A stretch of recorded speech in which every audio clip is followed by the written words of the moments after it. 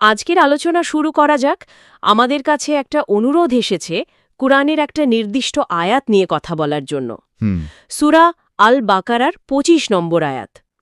মানে চাওয়া হয়েছে এর বাংলা অনুবাদটা কি, বিভিন্ন তাফসির কি বলে এর ব্যাখ্যায়, আর এখান থেকে আমরা কি শিখতে পারি। তো আজকে আমরা চেষ্টা করব এই আয়াতটার মানেটা আর একটু ভালোভাবে বুঝতে, এর গভীরে যেতে, আর কি কি শিক্ষা আছে সেটা দেখতে। আমাদের পর্যালোচিত উৎসের উপর ভিত্তি করেই এগোনো যাক। ঠিক আছে, তাহলে শুরু করি। অবশ্যই। প্রথমে আয়াতটা যে বাংলা অনুবাদ দেওয়া আছে আমাদের উৎসে, সেটা একটু দেখে নিই। অনুবাদটা বলছে, আর যারা ঈমান এনেছে এবং সৎকাজসমূহ করেছে, আপনি তাদেরকে এমন বেহেশতের সুসংবাদ দিন যার তলদেশ দিয়ে নহরসমূহ প্রবাহিত হয়। যখনই তাদেরকে জান্নাত থেকে কোনো ফল খেতে দেয়া হবে, তারা বলবে, আমাদেরকে এর আগে যা রিজিক দেয়া হয়েছিল এ তো তাই। আর তাদেরকে তা দেয়া হবে সাদৃশ্যপূর্ণ করে, এবং সেখানে তাদের জন্য থাকবে পুত পবিত্র সঙ্গীগণ, এবং তারা সেখানে স্থায়ী হবে। বেশ সুন্দর অনুবাদ। অনুবাদটা পড়লেই কিন্তু মনটা ভালো হয়ে যায়। মানে যারা বিশ্বাসী আর ভালো কাজ করে তাদের জন্য কি দারুণ একটা প্রতিশ্রুতির কথা বলা হচ্ছে। বেহেশতের একটা ছবি, নদীর ধারে বাগান, বিশেষ ফল, পবিত্র সঙ্গী আর অনন্ত জীবন। ঠিক। কিন্তু এই যে কয়েকটা কথা, যেমন সাদৃশ্যপূর্ণ ফল বা ধরুন পুত পবিত্র সঙ্গী, এগুলো একটু ভাবায়। এগুলোর মানে ঠিক কি? উৎসে নিশ্চয়ই এর ব্যাখ্যা আছে। আমরা তো তাফসিরের কথা শুনলাম। এই জিনিসটা ঠিক কি যদি একটু সহজ করে বলতেন। মানে আমরা যে উৎসের কথা বলছি সেখানে তো তাফসিরের ভিত্তিতেই ব্যাখ্যা করা হয়েছে, তাই না? হ্যাঁ, ঠিক। তাফসির মানে হলো কোরআনের আয়াতগুলোর ব্যাখ্যা। মানে আয়াতের শব্দ, বাক্য কোন পরিস্থিতিতে নাজিল হলো, এর পেছনের ইতিহাস, ভাষা, এই সব কিছু বিশ্লেষণ করে এর আসল অর্থ আর শিক্ষাটা বের করে আনা। যারা এই কাজটা করেন তাদের বলে মুফাসসির। আমাদের হাতে যে উৎসটা আছে সেখানেও বিভিন্ন বিখ্যাত তাফসির গ্রন্থের সাহায্য নিয়ে এই ২৫ নম্বর আয়াতের ব্যাখ্যাটা দেওয়া হয়েছে। আমরা সেটাই আলোচনা করব। ও আচ্ছা, বেশ পরিষ্কার হলো, ধন্যবাদ। তাহলে আমরা উৎসের দেওয়া সেই তাফসির ভিত্তিক ব্যাখ্যাগুলোই দেখব। আয়াতে প্রথমেই যে শর্তটা দেওয়া সেটা হলো যারা ঈমান এনেছে এবং সৎকাজসমূহ করেছে। এই দুটো জিনিসের সম্পর্ক নিয়ে উৎসে কি বলা আছে, ঈমান আর সৎকাজ? এটা খুবই গুরুত্বপূর্ণ একটা পয়েন্ট। আর উৎস কিন্তু শুরুতেই এটার উপর খুব জোর দিয়েছে। আয়াতটা খুব স্পষ্টভাবে বলছে, ঈমান মানে বিশ্বাস, আর আমলে সালেহ মানে ভালো কাজ, এই দুটোর মধ্যে সম্পর্কটা অবিচ্ছেদ্য। মানে জান্নাতের যে প্রতিশ্রুতি সেটা শুধু মুখে বিশ্বাস করলেই হবে না। ও আচ্ছা। বরং সেই বিশ্বাসের ছাপটা তাদের কাজে, আচরণে, প্রতিদিনের জীবনে পড়তে হবে। তার মানে শুধু মনে মনে বিশ্বাস করলাম কিন্তু কাজে কর্মে তার কোনো প্রতিফলন নেই, তাহলে চলবে না। একদম তাই। উৎস বলছে বিশ্বাসকে কর্মে রূপ দিতেই হবে। একটা ছাড়া আরেকটা আসলে অসম্পূর্ণ। পরকালে মুক্তির জন্য দুটোই জরুরি। উৎস অনুযায়ী এরা হচ্ছে লাজেম ও মলজুম, মানে একটা আরেকটার অবিচ্ছেদ্য অংশ। বা দারুণ একটা উপমা, লাজিম ও মলজুম। মানে বিশ্বাসটা হলো ফাউন্ডেশন আর ভালো কাজগুলো তার উপর গড়া বিল্ডিংয়ের মতো। দুটো মিলিয়েই একটা পূর্ণাঙ্গ ব্যাপার। ঠিক ধরেছেন, চমৎকার বলেছেন।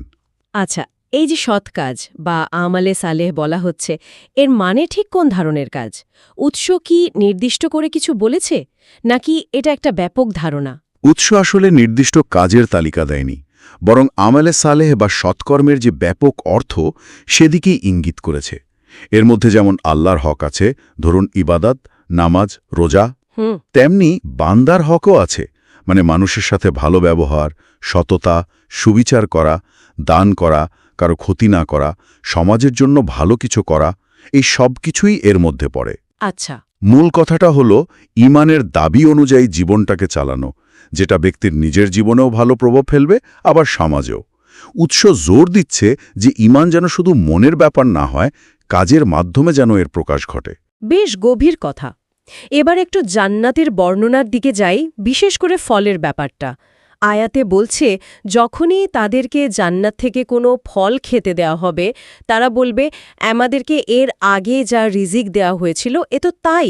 আর তাদেরকে তা দেয়া হবে সাদৃশ্যপূর্ণ করে। এই যে সাদৃশ্যপূর্ণ ফল, মানে দেখতে একই রকম, এই বিষয়টা উৎসে কিভাবে ব্যাখ্যা করা হয়েছে?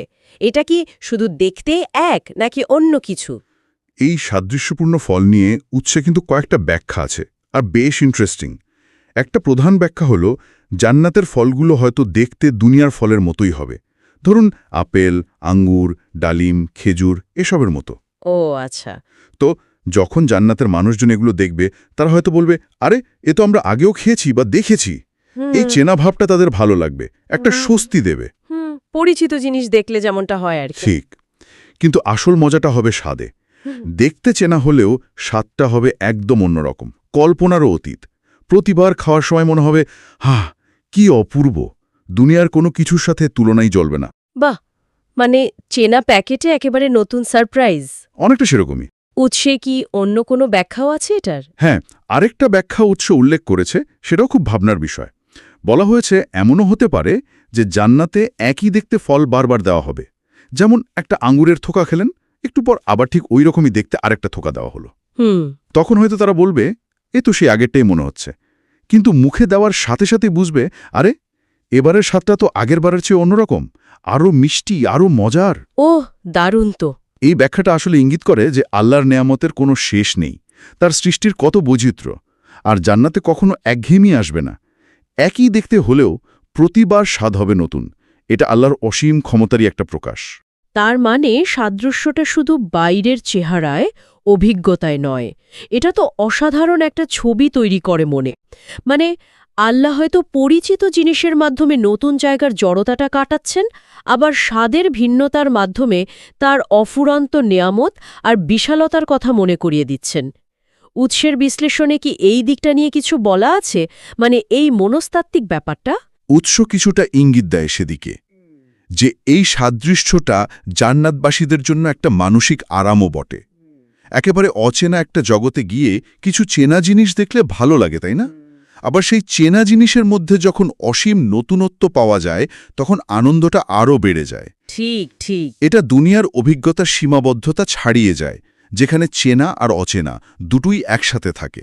এটা আসলে আল্লাহর দয়া আর তার জ্ঞানেরই প্রতিফলন। খুবই ইন্টারেস্টিং ব্যাখ্যা।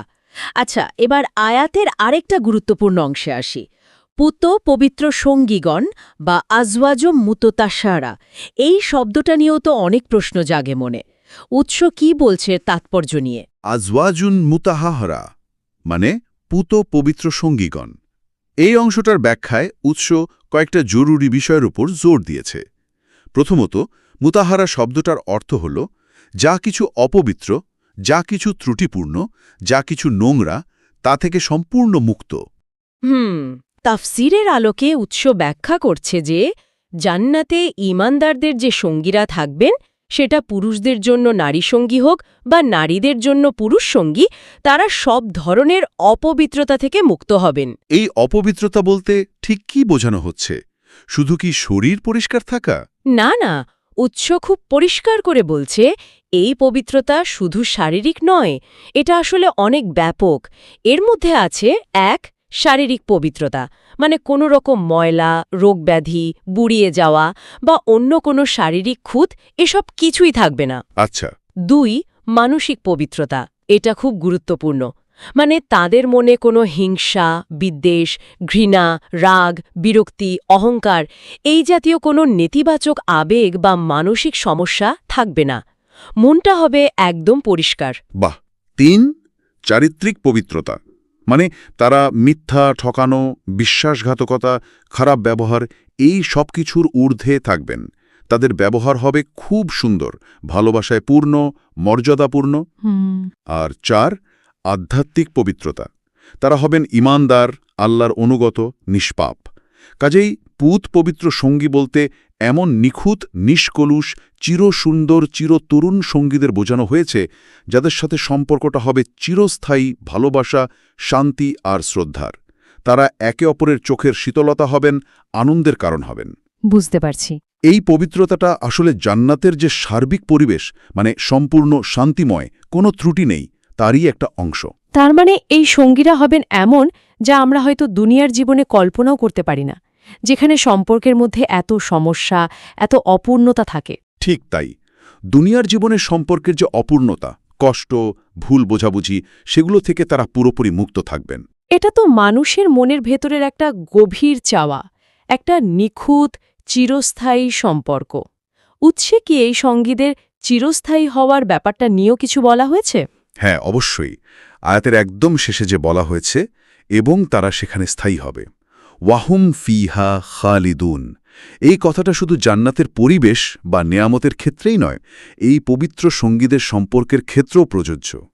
মানে এই সম্পর্কগুলো হবেই চিরকালের, কোনো বিচ্ছেদ নেই, কোনো শেষ নেই। এটাও দুনিয়ার ক্ষণস্থায়ী সম্পর্কের তুলনায় এক বিরাট পাওয়া। অসাধারণ।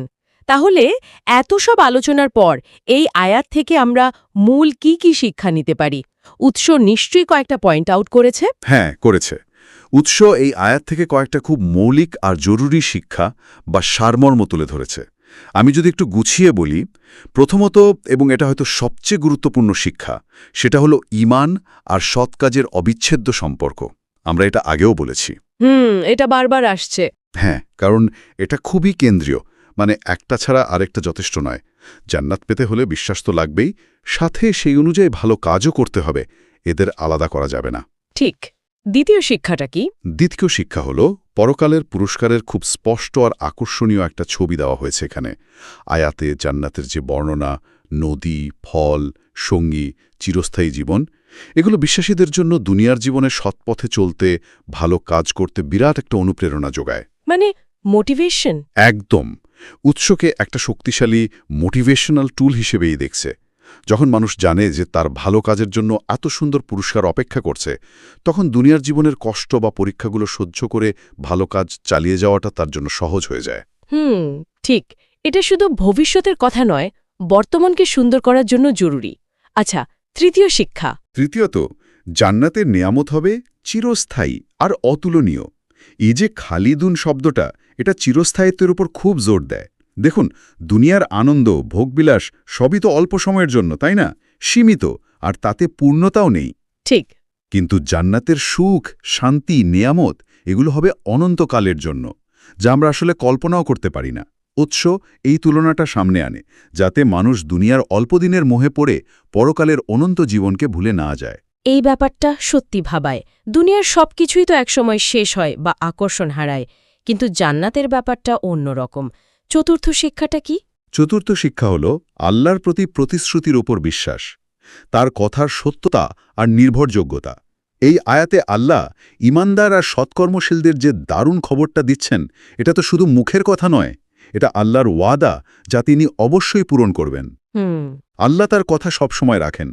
এই বিশ্বাসটা ঈমানদারদের মনে আল্লাহর প্রতি গভীর আস্থা তৈরি করে, তাদের ভরসা দেয় যে তাদের ভালো কাজ বৃথা যাবে না। আল্লাহর ওয়াদার ওপরেই বিশ্বাস রাখাও তো ঈমানেরই একটা বড় অংশ, তাই না? অবশ্যই।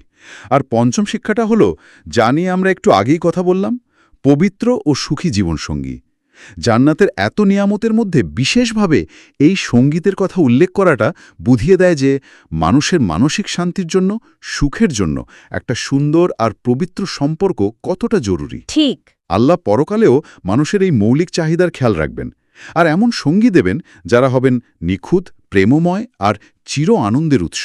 উৎস বলছে এটা মানুষের একটা বেসিক নিডের চূড়ান্ত ফুলফিলমেন্ট। চমৎকারভাবে বললেন। প্রত্যেকটা শিক্ষাই খুব মূল্যবান আর আমাদের জীবনের সাথে সম্পর্কিত।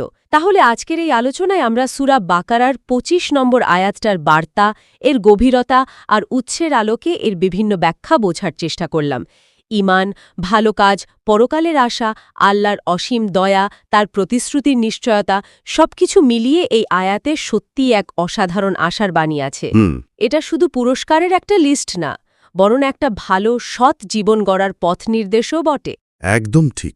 আর উৎসের মূল কথাটা যদি আবার বলি, যা মনে রাখা খুব দরকার, এই আয়াতটা কিন্তু শুধু ভবিষ্যতের লোভ দেখিয়ে বর্তমানকে ভুলিয়ে দেওয়ার জন্য নয়, বরং এখনকার জীবনটাকে কিভাবে সাজাতে হবে তারই একটা পরিষ্কার গাইডলাইন এটা।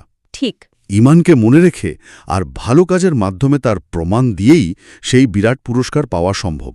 এই দুটোকে জীবনের অংশ করে নেওয়াই হলো এই আয়াতের মূল আহ্বান। আমাদের উৎসাহ এই কথাটাই বারবার বলছে।